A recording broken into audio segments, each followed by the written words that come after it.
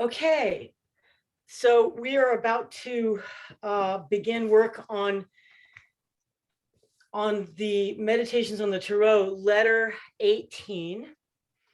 I'm sorry, Dory is not with us today. I wish she were. She's detained elsewhere. And that's why my letter was late. I'm sorry, my note was late getting out to you. Letter 18, The Moon. And I would like to begin today, usually I come up with a summation, a sort of a summation phrase or word to sum up the letter by the time I get to the end of the letter. This one, I could not come up with a summary phrase or letter. I came up with a couple possibilities. I'd like to hear what you all think before we begin. I'd like to hear if you have any ideas about how you would summarize this letter in a couple of words or a phrase. I was really looking forward to hear your wisdom on this. And so this is not the arcanum to do this for. I suppose if you push me, I would say it is the polarities of intelligence and intuition, of either just trying to make sense of the parts of something you know already about, or to try to look at it in the greater context of what it is really being and living and flowing in the life and love of God. That's how I would see it. But I'm really looking for teaching rather than giving advice at the moment. Anybody else want to give a stab at that? How they would summarize this letter, what they got from it? I can very briefly, just couldn't possibly summarize it. I read it last night, like before I went to bed, and it was interesting. And then it finally got to the point, and he's talking about, the moon reflecting the face of man, materialism or logic, or even in some spirituality, we're looking at ourselves. And then he talks about here, all is art and grace. And he starts to talk about the rosary.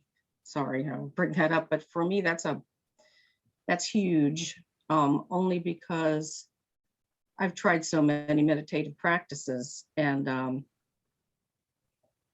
this one brings me joy and focus and love and everything. And so when he put he started with a magician, and you're talking about rhythm and focus. It's all sort of in your head. You're supposed to be moving it down to your heart. But here, when he talks about the rosary, and I just said, I felt, it's hard to put into words now, but I felt last night like, yeah, this is the way all the pieces are coming together. What he said, just makes sense. That's the best I can do for now. Wonderful. Mark, do you have anything you'd like to add? I think I received this letter as just a warning against the trap of our intellect when divorced from intuition. Something about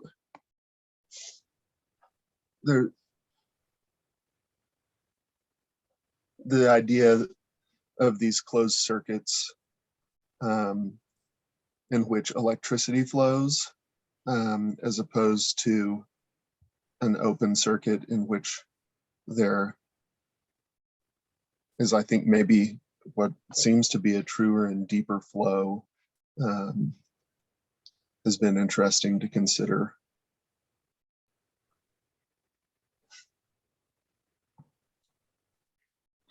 Thank you. And those are all really interesting observations. Particularly interested, John, in your idea of the binaries, the antinomies, the working with with the synthesis of the opposites, which is an ongoing theme in the meditations. The process of doing that, how important that is. And Mark points out the dangers of staying in the limited circle, the closed circle of the unresolved polarities, the unresolved binaries, which is where a lot of intelligence remains, in the closed circle. So with those, I'm glad you guys started with that. And the rosary observation is very important, because there's a long discussion about spiritual practices at the end, as he often has done. And he's discussing he's talking about the rhythm, the importance of rhythm in practices. And that's an ongoing theme also. So let me jump in to the moon, the letter 18. The depiction is of a card. The depiction itself, I just did a little drawing of it here, a little quick drawing of it to help me to parse what's going on in this image. It is a foreboding image to me, very foreboding. I agree with Mark that it's a warning. And so it's one of, I would say, if I had to say some of the cards are negative or positively polarized, I would say this one is more of a negatively polarized card, along the lines of the devil, the tower, etc. Those kind of cards. I would say it's in that realm. It is part of 3. It is almost impossible to take this out of the context of the 3 types of lights, which is the star preceding it and the sun, which is coming after it. So this is an analysis of reflected light. And what is the role of reflected light? Starlight representing the inspiration from above, revelatory light, and the sun being the creative light, And this is the intellectual life of light within the realm of the human. So the star, again, he sort of goes back and reiterates what the star is about. The star represents growth, if you recall, evolution, development. It's organic. The growth is organic. It's not in fits and starts. It's an organic development of life and consciousness, which has a continuity and a flow to it. The moon, he contrasts as representing the general words he wants to use to get into your head are the words inversion, envelopment, diminution, retrograde movement, and eclipse. It is contrary motion to the movement towards life. Astrologically speaking, retrograde movement means it's a regression. It's a moving backwards. It's a moving away from essential meaning. The antithesis, this is the antithesis of the star card, he says. He says that right away. So we're dealing with star, and then this is the antithesis of star. And I would guess that the sun is going to be the resolving synthesis of the two. The sun card will be resolving the synthesis. Now, in the image here, there is the sun. It's eclipsed by the moon with the human face on it. That's very important. But the sun is there, but it is occulted. It is eclipsed. Then there's these mysterious drops. I'll just start from the top and work down. These mysterious drops that are flying out. They are reversed from what you expect them to be. They are drops flying upward towards this image of the eclipsed sun with the moon. Strange. So if you look at the way that the drops are shaped, they're backwards. There are then 2 towers. There's a lot of symmetry. The 2 towers, left and right. The 2 dogs, or one, Tomberg calls them a dog and a wolf. So 2 canines howling and pointing towards each other in the center. And then centered down below is a crayfish lurking in a pool of what appears to be stagnant water, which he describes as the state of envelopment, the state of being closed off. Okay. So you have the eclipsed sun with the face of man, the moon with the face of man, and the crayfish at the bottom, also representing a state of occulted development. So he really quotes a lot from Henry Bergson. Henry Bergson is his main go-to philosopher for, what he's presenting is Bergson as a Hermetic philosopher, speaking for him, that he's in alignment with Bergson's ideas. So there are twofold currents. There's materialistic intellectuality, and there is, which is involved in matter. So materialistic intelligence, matter, there's that polarity there. Then there's the intuition conscience polarity, which has to do with duration and spirit. Okay, so those are what we're working with here. Conscience comes up later. It's very, very important to keep conscience in mind and intuition. So we have the three kinds of light are elements of human consciousness. They manifest as creative light, reflected light, and revealed light, as I already said. The star is light revealed from above, which represents creative evolution. It represents man as a creator. The moon is reflective intelligence. It is the field of action, the human will, called matter. It is the interaction of intelligence with matter. So if you think about the face of the moon and you think about the crayfish, you get that feeling of the movement into envelopment and matter. Man as the master of matter. So the star is man as the creator. The moon represents man as master of matter or slave to matter. So it can be either one. And then the sun is a whole nother level, which is man. It orientates us towards the truth and transcendent values. He'll get into that later. Man as the author and the center of the work of civilization. So that gets into his idea where he talks about human destiny. And so that will be, the attitude of man as author of destiny. So we have the inseparable couple here. I like what he calls the moon is the inseparable satellite of the earth.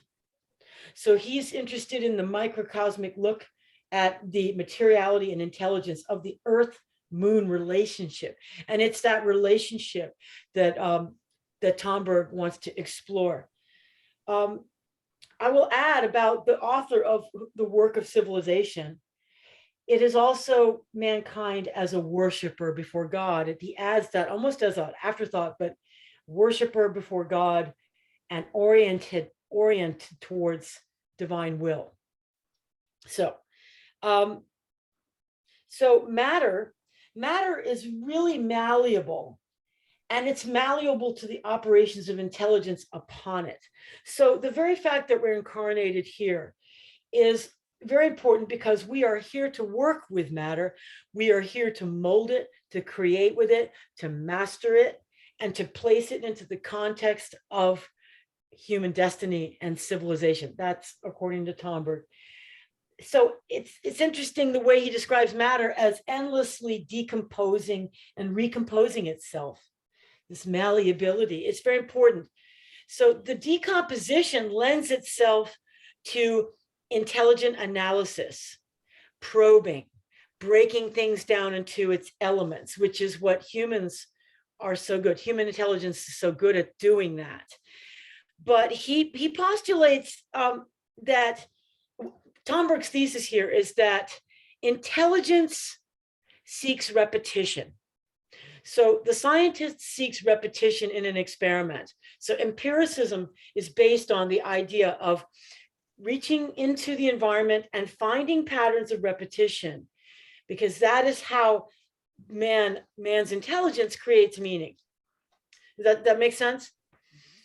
So when you're trying to prove a hypothesis, you have to repeat an experiment using matter, going into matter and repeating and seeing that something repeats and becomes reliable to intelligence. So he defines repetition as the immobile element in movement and the spatial element in time. Now, these are the kind of phrases that I had to read over and over and over again to understand. So I found this really dry at first. I found this really hard, you all. This was, to me, this was a very difficult read.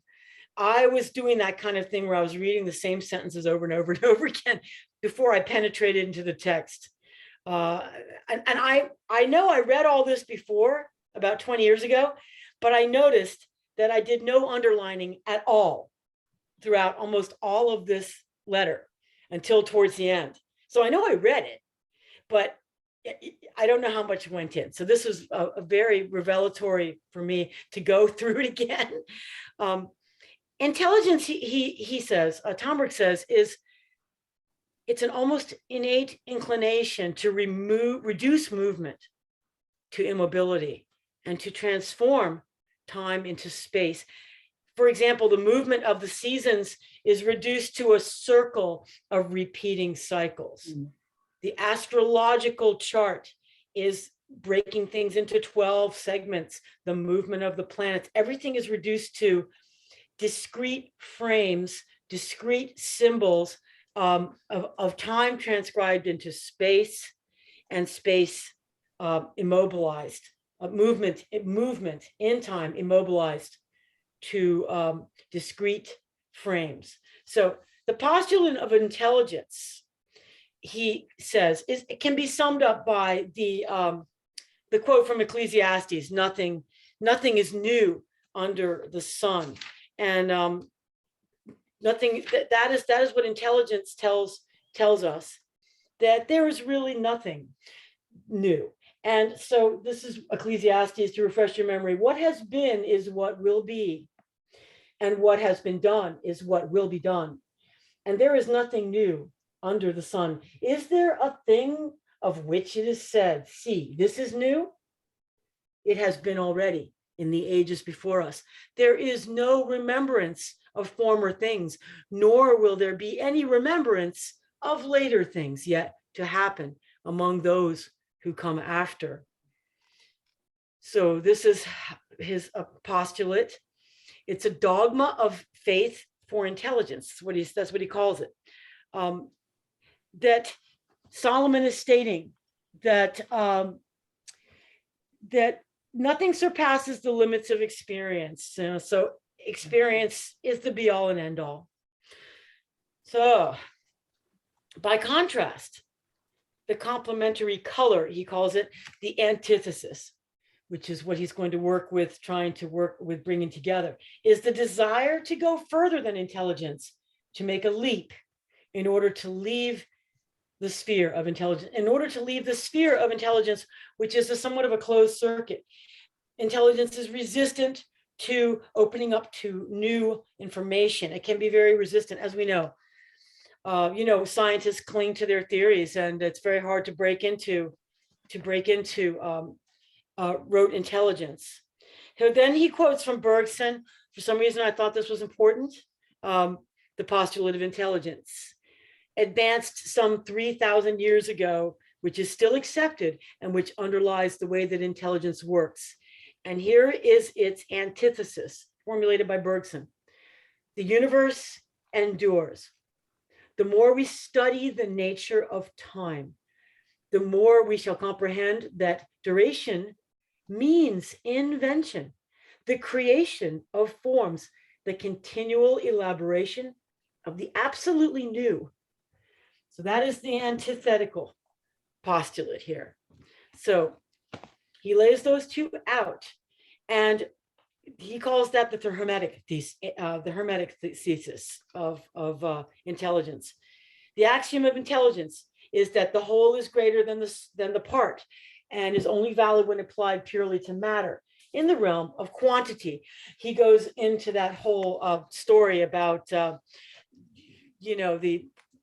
I won't go into it again. You know what I mean? The whole is greater than the argument that Jesus should be executed because he was a threat to the whole, and that the good of the whole of the Israelites, of the Israeli community, overrode the rights of Jesus to keep going through his life because he was a threat to the community.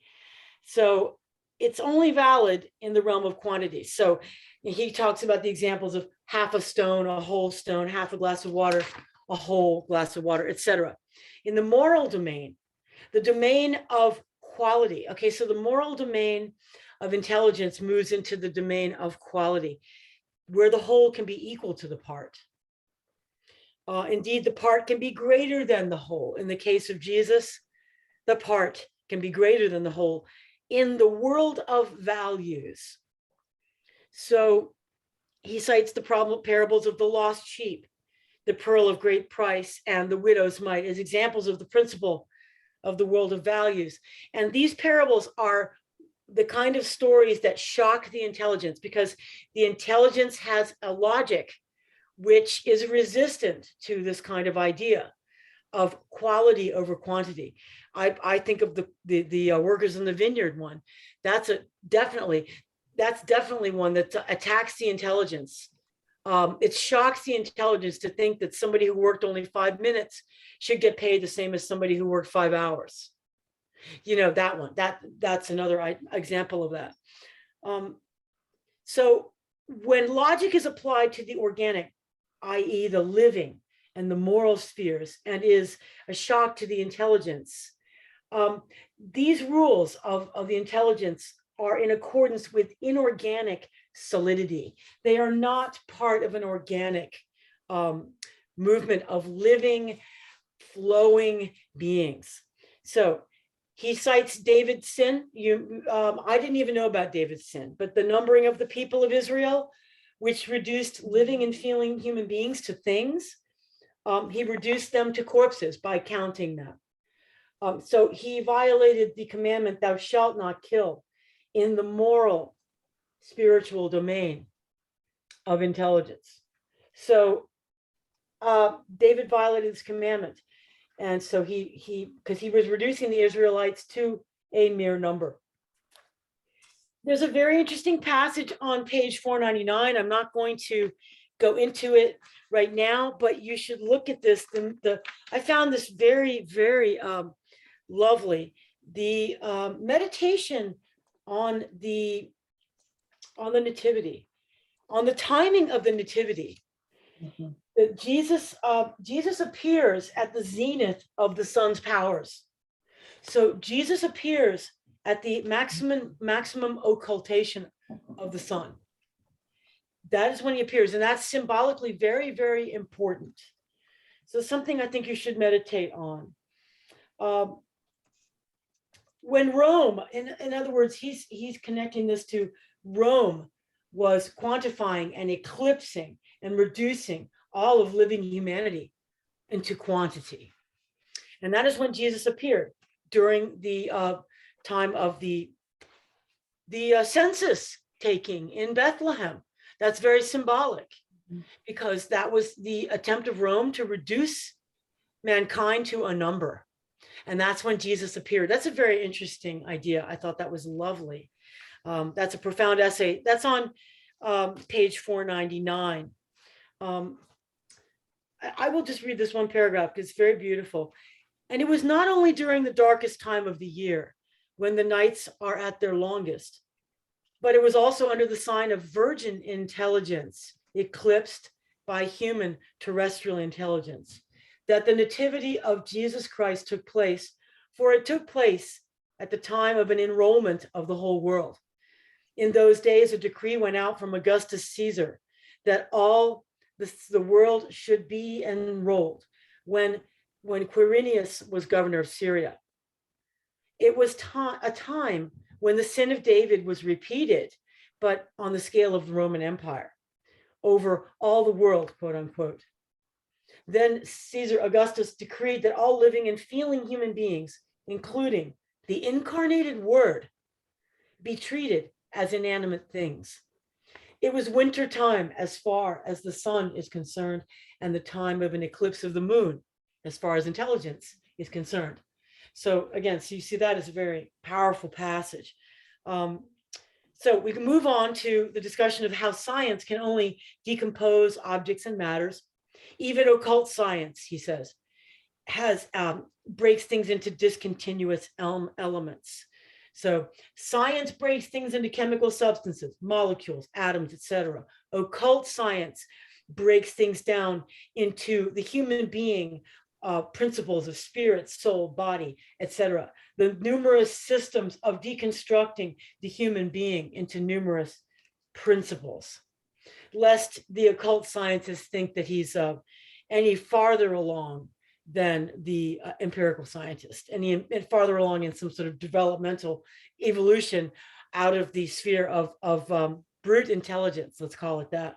In some, he says on page 500, I apparently wanted to read this quote. In some, it becomes evident that man easily allows himself diverse modes of decomposition according to the aims of the intelligence which applies them. But he admits of this operation only insofar as he is given over to the manipulations of intelligence, which treat him in the proper way proper to it. So, i.e., which decompose him according to a system corresponding in the best possible way to the ends that the will is aiming at. So this is a use of the will in a way that is manipulative. So because intelligence, even when it is engaged in occult science, clearly represents to itself only the discontinuous. So for this reason, intelligence represents motion to itself as if it were discontinuous, like the frames of a movie. Discontinuous, which rolls, it seems to be alive and moving, but it is discontinuous. It reconstructs motion by means of a motionless series that it places side by side, i.e., it makes the motion stop a desired number of times, obtaining in this way a cinematographic film, which is what I just said. That it then makes roll. Suffice it to say that to the stable and immobile, our intellect is attached by virtue of its natural disposition. Of immobility alone does the intellect form a clear idea. I'll say that again. Of immobility alone does the intellect form a clear idea. He goes on to talk about the philosopher Zeno of Ilia, talking about the postulates of. Hold on a second. Let me go back to this. It's an ancient Greek postulate from ancient Greek philosophy and thinking. The Greek thought reduced things to discrete things. This is where it moves away from the world of language, of the ancient languages, such as Hebrew and Aramaic and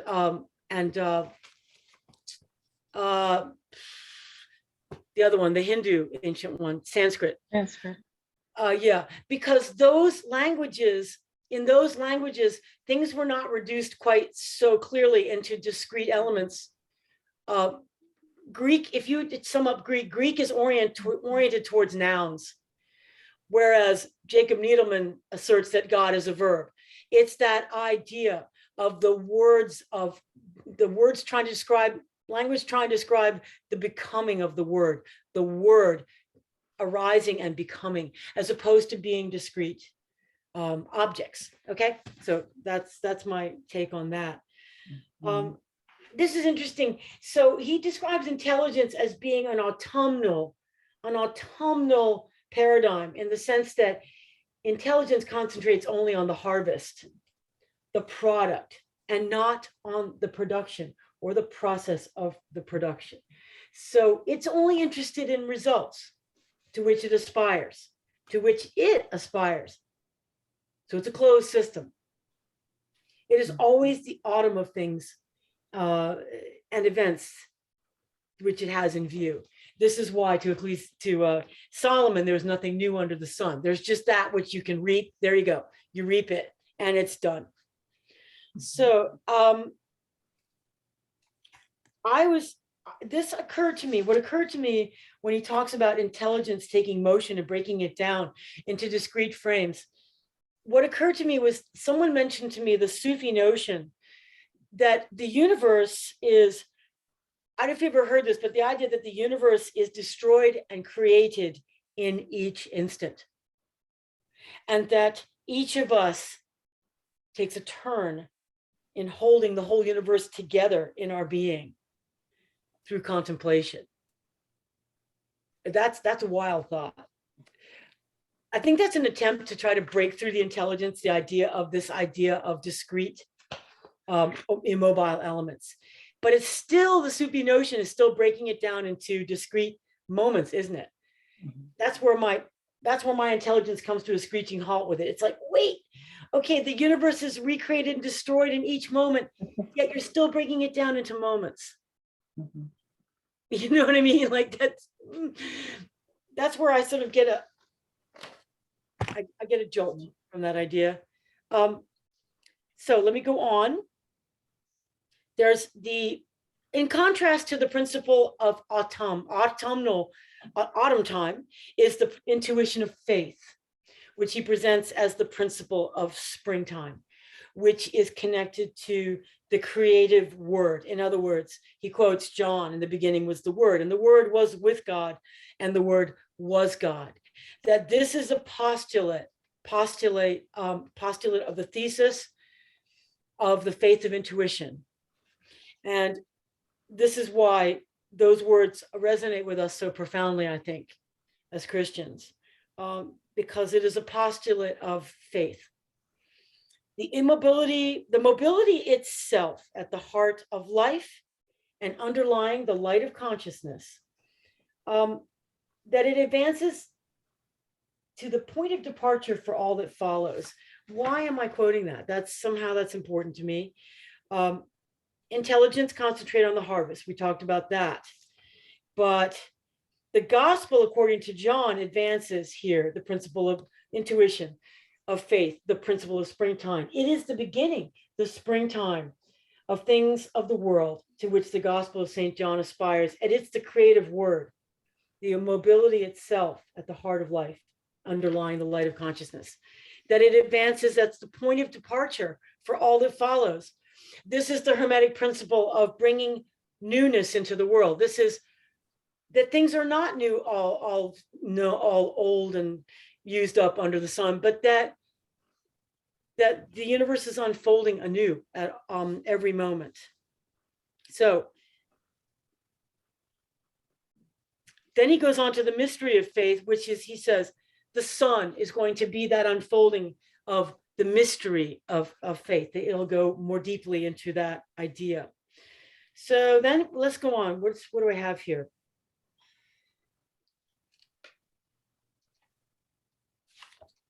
I have to move more quickly here. So the intelligence to sum up is the understanding of that which already is in the terms of Solomon. And the intuition of faith is the participation in the becoming of that which is to be, which is postulated by St. John, the Gospel of John. So Hermeticism seeks an alliance. And the Hermeticism is seeking a both and approach to embrace both the power of springtime, the sower of springtime in faith, and the reaper of autumn in intelligence. So the Hermeticist is trying to bring together these symbols. There's an alchemical marriage he talks about of the sun and the moon, and that is the aim. There is the synthesis there. The fusion of intelligence and faith, he says, is still not achieved, but it is the aim of the Hermeticist, and that is where we are moving towards. Now, intuition arises or is aligned with instinct. So he talks about the relationship of intuition with instinct. Basically, intuition, if I might put it this way, is a form of exalted instinct. Instinct, he says, is innately sympathetic. And that's an interesting word that he uses there. And I have to play with that idea of sympathy, that the way of instinct is the principle of sympathy. So that to me has a resonance of the flowing aspect of instinct, which is that it doesn't break things into inorganic, discrete moments. Instinct lives in the whole at all times. I just heard about a story about this guy named, he's Lang, and he's been living in the Vietnamese jungle for 40 years. He moved there with his father. His father fled from the Vietnam War. His whole family was killed, and they fled into the jungle. And Lang lived in the jungle for 40 years, and he has superhuman intelligence. They describe it as superhuman powers. His ability to survive in the jungle, and his ability. He also appears as a very pure heart. And there's a young man who finds him in the jungle and brings him out, takes him on an airplane, takes him to a city, takes him into the world. And it's fascinating for him to watch Lang develop, this man who completely grew up alone without any exposure to civilization, a true Tarzan, which does capture our imagination, doesn't it? There's something about that, the purity of a Tarzan that is appealing to us. So he then goes on he's going to start to wrap this all together. He starts to talk about the via purgativa, the way of purgatory, purification, that this is the rendering of the instincts into a disinterested state. He's basically talking about the development of instinct and the mode of evolution that instinctual way has to go in order to become exalted instinct. So I call it that. That's what I'm calling it, exalted instinct. Rendering of the instincts into a disinterested state, which is the purgatory, purging them of desires and human specifics. Then there's the instinct becoming conscious of itself, which is the via illuminativa, the path of illumination. Then there's the instinct reflecting upon its object, which is expanding infinitely and indefinitely, which is the via unitiva. That is the real doorway into the development of intuition. When instinct is able to reflect upon its object and expand its consciousness indefinitely. So the idea of uniting intelligence with instinct is the seed from which intuition develops. So that is a very important notion. He's describing this as Bergsonian yoga, that you must, and I love this line, this is a quote from Bergson, you must take things by storm. You must thrust intelligence outside itself by an act of will. And he uses the example of throwing yourself into a body of water to learn how to swim. There's no amount of intellectualizing about water that will teach you to swim. You simply must immerse yourself in the body of water in order to learn that, So the development of intuition is like that. That's the leap. It's the leap of faith. So he goes on to a very in-depth discussion of the Kabbalah. I'm not going into that. We can discuss that and break that down if you like to. But the important thing that I missed last time when I was reading this book was the discussion about Da'ath. The Da'ath is a principle that is extremely important. I've talked to Charlotte about this a bit. Da'ath is central. I always wondered about it because I was studying the Kabbalah and I would see this mysterious shadowy circle in the back of the center, below Keter, and right in the middle between Binah and Chokmah, and beneath the line of Tiferet, beauty, there's this mysterious central place called Da'ath that exists in the Kabbalistic Sephiroth tree, but it doesn't exist. And what Tomberg is saying is that it must be created. Da'ath must be created. He defines Da'ath, I think rather he probably wants to simplify it. He describes it as deep meditation. That is the Hermetic principle of going into the depths. And Da'ath is a doorway into the depths.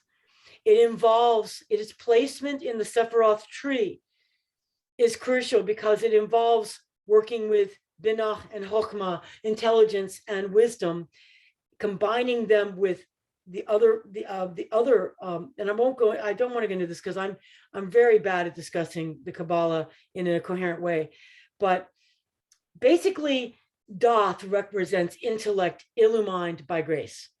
That's how he connects it to the Hermetic thinking. Doth is intellect illumined by grace. That makes it the open spiral, the open circuit, which breaks out of the Ouroboros, the serpent eating its tail. The closed circle of intelligence opens up through Doth. So he goes on to talk about the three great arcana of the Hermetic tradition, which is how he's mapping the Hermetic tradition onto the Sephiroth tree, the tree of the Kabbalah. And he maps it onto the cross of Saint Andrew, he calls it, which I always wonder what that was. The vertical axis with three horizontal bars. He connects those to these three critical arcana, which is the first arcana is at the crux of Hod and Netzach, and each one has a vertical and a horizontal axis. The first one's called the Great Magical Arcanum, and it's in the world of formation. The second Great Arcanum is called the moral geniality axis, the moral life between magnanimity and justice, divine radiation and beauty. And he calls that the second Great Arcanum. That manifests in the world of creation. The third Great Arcanum at the top of the tree, which is at the top, it's right below Keter, is the Gnostic Arcanum. It's the Arcanum of Samadhi, the quality, the geniality in the domain of knowledge. So it is the crowning glory. It's the achievement of intuitive knowledge. It is where Doth lives. Okay, so does that make sense? How I'm breaking this down? I'm going to move on because I'm almost done. I promise I'm almost done. The development of conscience, he goes on. There's a very, very important passage about this on page 511. The development of conscience is intuition. Conscience becomes central to the Hermetic treatment here. And what he says, on 511, there's a couple of really important passages. Direct communication between intelligence and wisdom is, truth to tell, only the development of conscience, which is extended from the domain of action to the domain of knowledge and is awakened there to the point of becoming the light of intelligence. That's a very important statement. He goes on to say, and I'm going to move on to the next part of this that I found very important, which is below, conscience thus offers intelligence as vast a world of inner experience as does the empirical world for outer experience. I'm going to repeat that. Conscience thus offers intelligence as vast a world of inner experience as does the empirical world for outer experience. Intelligence can therefore develop itself and grow in two directions simultaneously, in the direction of the outer empirical world, thanks to the senses, and in that of the inner empirical world, thanks to conscience. Conscience is the door, the sole legitimate and healthy one, to a world at least as vast, much more profound than the world that we perceive with the senses. And it is the decision of intelligence to become the servant of conscience, ancilla conscientiae. Just as in the Middle Ages, philosophy considered itself the servant of theology, ancilla theologiae, which opens this door. The leading role of conscience in the passage from the surface world to the depth world. This is the Hermetic principle of the depth world. So important. Has long been known in the tradition. It was dramatized and concretized by speaking of the guardian of the threshold and of the meeting with him. The decisive role was assigned to this meeting concerning the passage across the threshold, which separates the surface world from the depth world. And I will stop there because that is a very important idea. And the guardian of the threshold is a vast subject. And there's a lot of guardian of the threshold discussion in Steiner. And I know that's probably where Tomberg is taking this directly from, but it's an archetypal drama of the return journey of the hero's journey. And it's very important in many traditions. So moving on, the sacrificium intellectus, the sacrifice of the intelligence to conscience, is the primacy of moral logic. And moral logic is what will supersede formal logic of intelligence. So he brings this together. The discussion of the inner technologies of the Orient, as contrasted to the art and grace, which was brought up by Pamela, art, the sheer grace of the Christian mystic. The Christian mystical path depends on sheer grace much more than the inner technologies. He describes the inner technologies of the Orient as being what he calls maximum effort, minimum effort to achieve maximum effect. So how does this contrast to the Hermetic principle of effortless effort? How does that compare or contrast? I would ask that question. Effortless effort is a central premise, but the inner technologies, which are the human efforts to achieve transcendence, he would say, so the practices such as yoga, special breathing practices and all that, those are also used in Christian mystical path, the path of gnosis, magic, sacred magic and gnosis. But he discriminates between the principle of rhythm, which is the repetition of prayers, rituals, breathing exercises, chanting, all of these things, which are spiritual practices in the Western tradition of the Occident. He contrasts those and discriminates those apart from techniques. Mm-hmm. He thinks that these are not mere techniques. The technique of sitting in Vipassana meditation, where you concentrate on the tip of your nose and your upper lip and breathing. Okay, he would call that a mere technique. Tomberg would, okay. Mm-hmm. What he's saying is that, and this is what Pamela, you may have discovered, you need more than that. You need the principle of rhythm, which brings in the possibility of the human soul meeting spirit through this rhythmic flow, which spiritualizes the experience.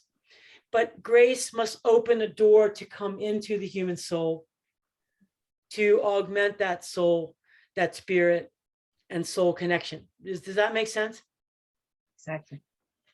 I refer to these as the inner technologies, the technologies of meditation and breathing, all those things, all those practices. They are very useful, but they are techniques. He sums that up as calling that the prayer effort, how the prayer effort becomes the prayer life through the soul's prayer joining in the stream of spiritualized prayer through the rhythm of repeating. And then he goes back to the card. And this is where the warning comes in. And this is where Mark brought up the idea of the warning, because there's this image of, he describes a hexagram with the antimonies, the two antimonies of the tower and the tower, the two towers, the dog and the wolf, those are antimonies. The moon and the crayfish are on the vertical axis. They represent the choice to either advance, to raise up intelligence, to jump and make the leap of faith out of the closed circle of intelligence to intuition, which requires exalting the instincts, or to retreat, to sink into the stagnant pool, which would be the base use of instinct just retreating back into a mere intelligence of instinct, which is a very limited intelligence. So I would say the arcanum of the moon, letter 18, I would call it, he sums it up to me at the end where he says, the arcanum of intelligence with conscience eclipsed. Having gone through the whole thing, we can see that this is the arcanum of intelligence with conscience eclipsed. That's the warning. That's the warning. He asks a very interesting question. How does human intelligence find itself in a state of metaphysical eclipse? This is a huge question. And when I read it, I was just gripped by his discussion about hoodoo magic operating in the world today. He calls it hoodoo magic, which kind of gets your attention. You're like, hoodoo magic? What's he talking about? He talks about the four antinomies of Kant. This is important. He talks about the paralyzing effect of the antinomies. Kant's antinomies are, you can read those yourself, but the foundational operation of the antinomies, in other words, unresolved binaries, unresolved polarities. The problem with unresolved polarities, and this goes back to what the devil card, right, is that they create doubt. Doubt being the antithesis of faith and working directly against faith. That seems to me very clear. Spellbound intelligence. Spellbound intelligence, it's analysis paralysis. It's intelligence that gets locked into the serpent eating its own tail. And this is what the antinomies present. I don't want to go any further because you all understand that, right? There is one last passage I will read and then I'm done, which is, lastly, once ensnared in doubt, intelligence sees in illumination from above only manifestation of elements in human psychology, the face of man on the moon, and cannot see otherwise. Is the soul immortal? Or is it just a desire of self-preservation, which is manifested by this thesis? Is man a microcosm? Or is it the desire to be important, which is at the root of this idea? Progress, evolution, an idea conceived of to render suffering, toil, and death bearable? God, an idea which guarantees that all will end well? Karma, this idea appeases, if not consoles, the blind, the deaf, and the dumb. The celestial hierarchies, one is afraid of emptiness, and therefore it is necessary to people a heaven with beings similar to us.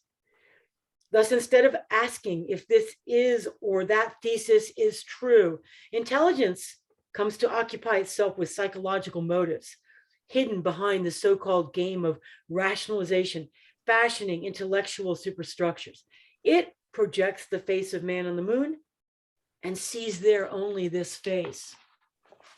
That's the warning that Mark's referring to. So I'm done. What do you think, people?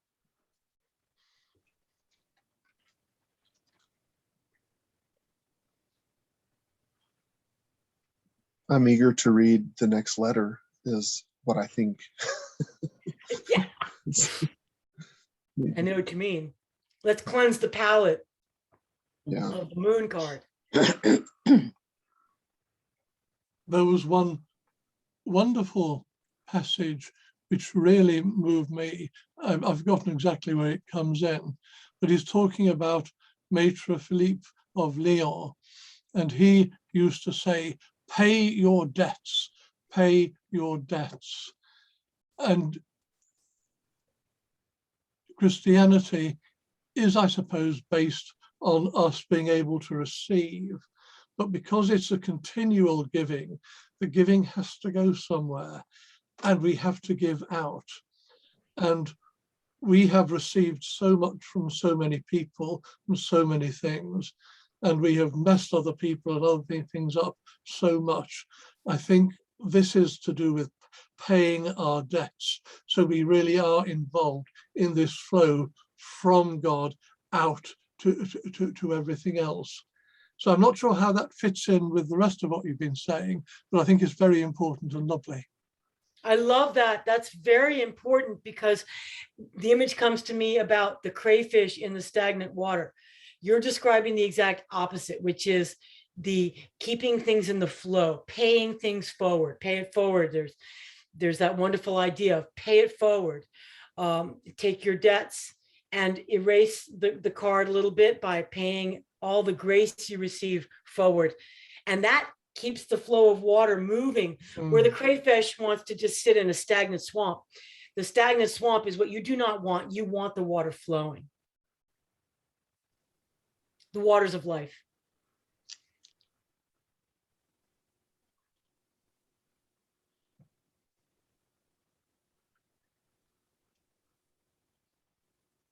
Pay your debts. I love that.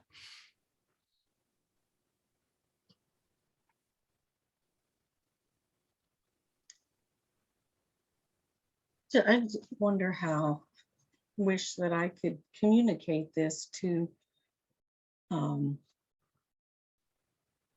my children, who are scientists and logicians and lawyers and good people, all, and way too smart, who were raised in the church but left. And this, I feel like this, there's a book that I'm starting to read called The Secular Age, and it talks about how people, many people these days have no concept of God or any of this we're talking about. They just kind of roll their eyes and say, okay. But they have a moral compass. I'd say they have a soul. They wouldn't be interested in talking about that. But I just wonder if there's how we have set up these antipodes,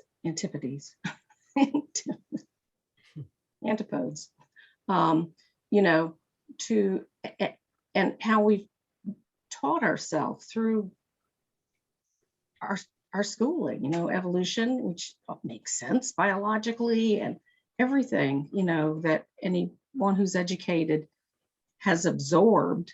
We've absorbed it too well. And I wish there was some creative way to help people to break out of that, but that's not possible, I don't think. But maybe I just need to be more comfortable with people who don't have a word for any of this, but still lead a good life.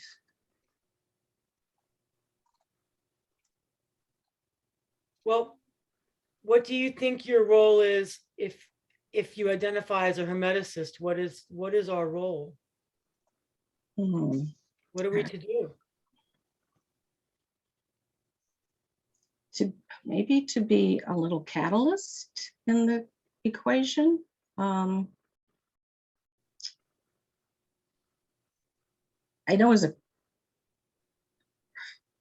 Hermeticist, I guess our job is to pray and to be present.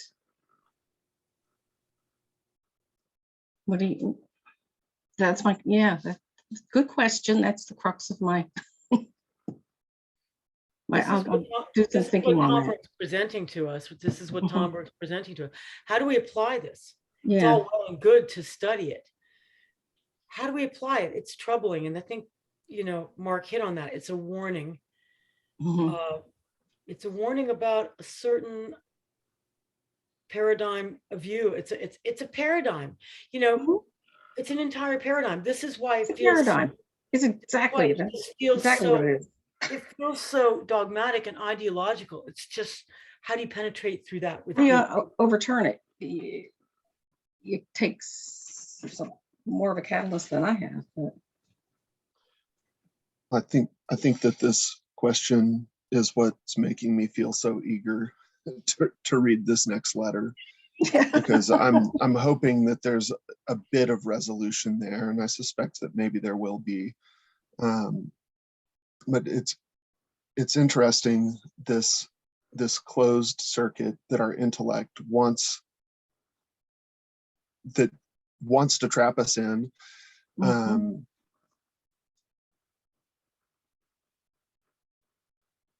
It stifles the imagination, it stifles growth, and apparently without the marriage of intellect and intuition, we get stuck in that stagnant circle where we expect the same result. And I think it's easy to see why we get trapped in this circle where we expect the same result. And I think when I was considering this, the adage that doing the same thing and expecting a different result is the definition of insanity or something like that, I think is how that goes. That seems to be in light of just my meditation on this, maybe a lie. Is maybe doing the same thing and expecting a different result isn't insane, but is where hope resides. Just considering some kids that have been working with, and in the ways that I can attempt to be hopeful for them, but they don't seem to be able to hope for themselves, because they're like, I've tried this before and I end up in the same place. Why do I keep putting energy into something that doesn't seem to be going anywhere? And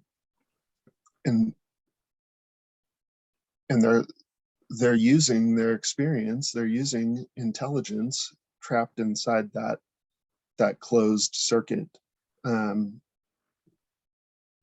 to not imagine for a different or better or unexpected result in the future.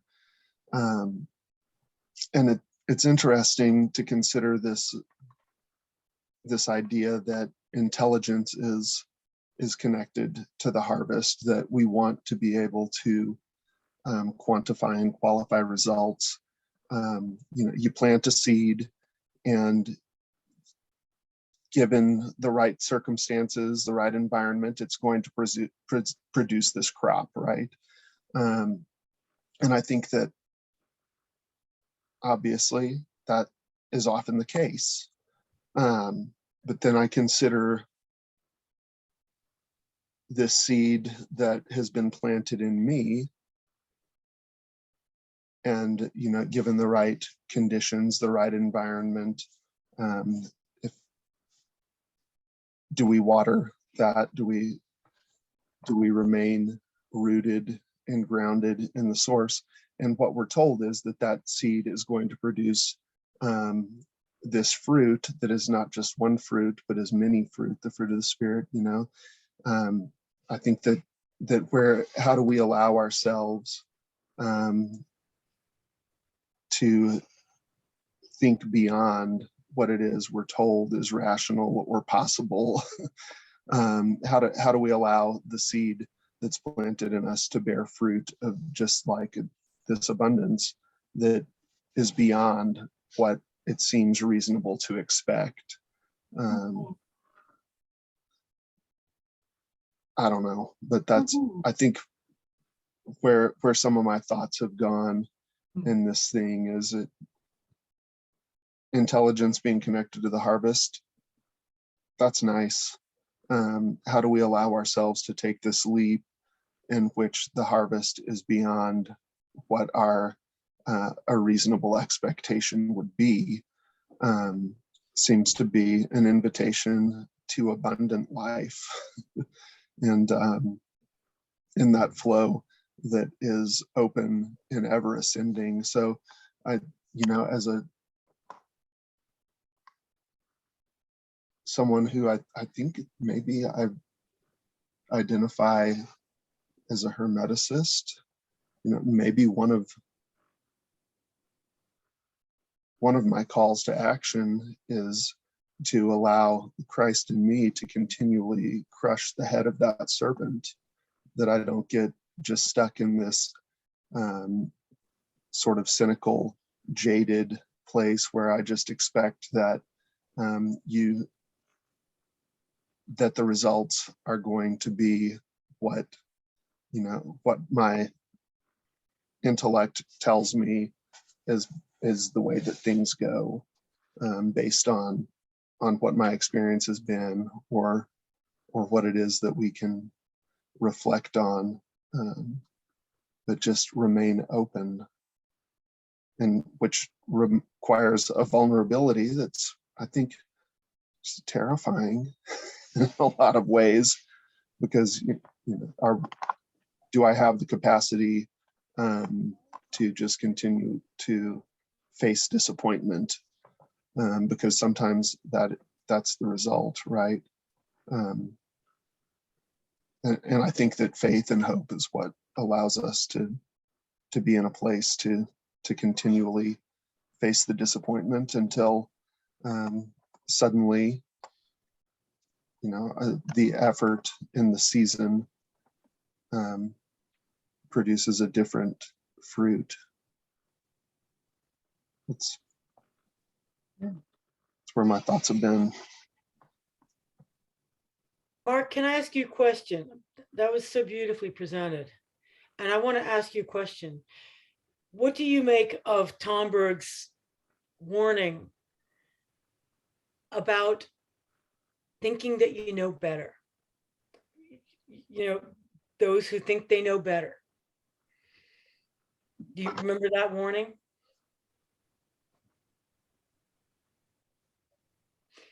That's something that I would imagine that you come across a lot in your work, because you don't want to be presenting yourself to the path that you're working with these young people. It would be very easy for you to come off as, well, you think you know better than me. But that's the place where the Hermeticist is always trying to stay open, because the Hermeticist never closes off and thinks they know better. They know that they don't know better. All they know is how to keep open to more knowing. They just need to stay open all the time to that, keep that circuit open to more knowing, which is beautifully expressed by crushing the head of the snake constantly with the hope of Christ in you, because only that way, only that practice of crushing the head of the serpent, will you not give into temptations which become more and more refined. They become more and more subtle, and you suddenly reflect on yourself and go, I suddenly thought that I knew better than somebody, and I wasn't open to learning from that. Does that make sense? Yeah, absolutely. I mean, and I think that's a constant challenge for all of us, I suspect. And I try to remind myself pretty regularly. When I was a younger man, I recall I had a friendship with someone who was this guy was probably twice my age, and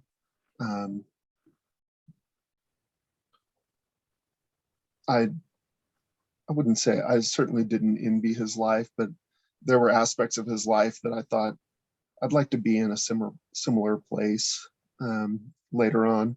And I recall that our friendship moved in a direction where he would begin to more and more frequently just fall back on this phrase, as if I would share something that was going on in my life. His response was more and more readily, "Been there, done that," and it pissed me off. And I think we could all understand for a good reason. I was like, well, that's nice. I'm just arriving here and I'm doing this, and I'd been there, done that isn't exactly what I want to receive from you. Like, that's that's good, but can you shine some light on this? Just the been there, done that doesn't do anything for us. And there are certainly moments every day when I'm encountering just a kid that I'm working with, where that phrase goes through my mind, and I have to ensure that it doesn't come out my mouth. You know? But so I think that that's a constant reminder to me that I want to anticipate growth and change, and I want to anticipate evolution, not only for myself but for those around me, because I think that that's how we see redemption and restoration taking place in real time, which allows us, a foretaste of heaven, or we're realizing the kingdom on earth as it is in heaven, as above so below, or whatever, and getting trapped in having an expectation or anticipation of what the result is going to be. It doesn't seem to be helpful, I guess. John, I want to ask you, have you ever, like, when a parishioner has come to you for spiritual solace, edification, or advice, have you ever said, been there, done that, to any of them? I don't think so, but I'm sure, like all of us, that might have been just below the surface and can perhaps be, picked up. I wonder if part of our difficulty is that we actually jump in things in the middle. Because if you look at the tarot, the Empress, who is the beginning of Hermeticism figure, she is only number 2. And what goes on before that? Well, the Magician is before her, and the Magician is the one who learns not so much, I think, to think clever thoughts, but to actually live with these forces and cope with these forces. And that is, in a sense, something that should go before understanding. And then even before the Magician, I think there's a Fool. I know that there's tremendous controversy about where we put the Fool, but I think we should put him at 0. And 0 comes before 1. And the Fool is just the ordinary fella who, before any sort of understanding takes place. So in a sense, I would say that the tarot would suggest we start off simply as being a nice sort of guy who hasn't actually begun to think things out.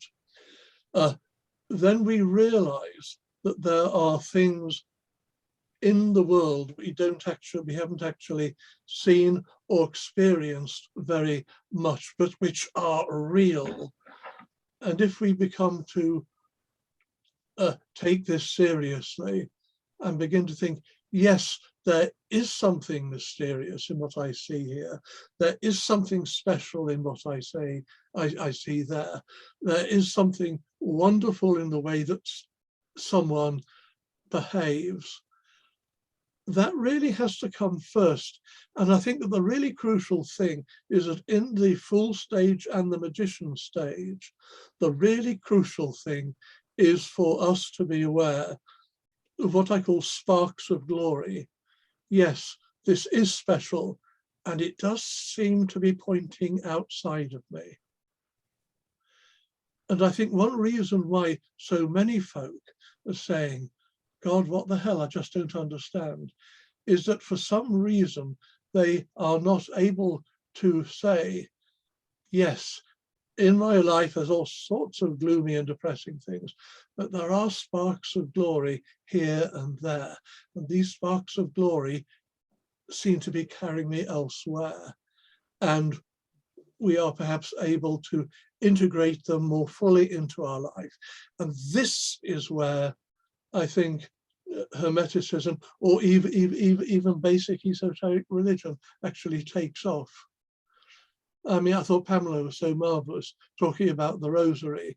Here is a very, very obvious, terribly familiar sort of the devotional aid, and it's very easy to sneer at it. But my word, it can work, and it does work. But you don't learn that by Magical. writing a book about it.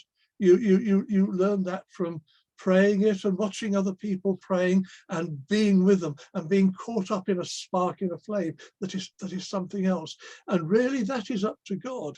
Perhaps 90% of our job is actually saying, where on earth is God in this? I think dear old Desmond Tutu, who died recently, he was one of those people who you read about and look at, and you suddenly get caught up in that great generosity of laughter and love, which is so much part of Tutu, which of course is precisely so much part of God too. I wonder if the Moon might be finding slightly irritated with Tomberg, because there's a negative aspect to all these arcana, just as there's a positive aspect to them. But I mean, Tomberg might have said, well, at least it is reflected light, and reflected light you can actually see to walk by. Sometimes it does show up things that are really there and that we need to know and we need to use as navigational aids. But my word, I think he was so desperate that we should be aware of the warning being that we use our intelligence to make ever so lucid what we know already. But we don't want to share what we know already. What we want is to be in touch ourselves and help other people to be in touch with God, who is always much more than what has been and is going on before us. Sorry, I went on far too long there. No, it's great. So wonderful. Thank you, John. I mean, you all, the observations you've made on this card, I think you've done the best you can to ring out the Moon card for everything you could possibly get out of it, for all of the redeeming qualities you could possibly squeeze out of it. So hopefully our reward will be in the Sun card, for getting through this rather dreary moonlit walk in the letters of the meditation. So we need to wrap up, I think. It's a wonderful session. Again, I'm sorry I went on so long, but I think for the sake of people who want to see this video, who have not done the reading, it is good for them to have sort of a Cliff Notes version. But this discussion was so wonderful. It really, really helps. I'm glad I'm glad you're willing to spend the time to do that to kind of talk. It's really important that we apply this to our lives. We have to apply it. How? And you're well on the way. You're all well on the way. And I do identify with being a Hermeticist. And I realize that now that my second reading of this book really does call me. It's a very specific call. And I'm honored to be with you working on the path of the Hermetic path. So shall we stop? I'm going to stop the recording now.